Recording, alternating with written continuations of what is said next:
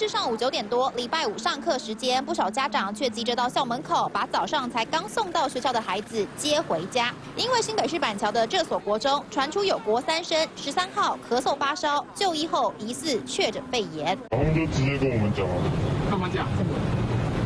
就说几班有。学校是怎么样通知？说不要来学校。是这有什么人的电话？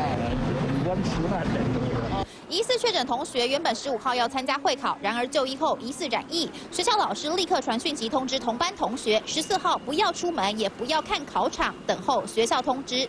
学校在13号傍晚通报新北市教育局疑似个案讯息，当天晚间立刻进行全校大消毒，2个班级14号也紧急停课。学校在昨天就是下班之前有去做校案的通报。CDC 至中午截稿前并未回应国中生是否染疫，指挥官陈时中也因为还没进入开会，无法回应。不过，新北市长侯友宜强调已经掌握相关讯息。补习班昨天都已经清消完毕，有2个班级停课，受到影响的有54个考生，宽类居家隔离影响到考生的会考，我们会在5月29号、30号来补考。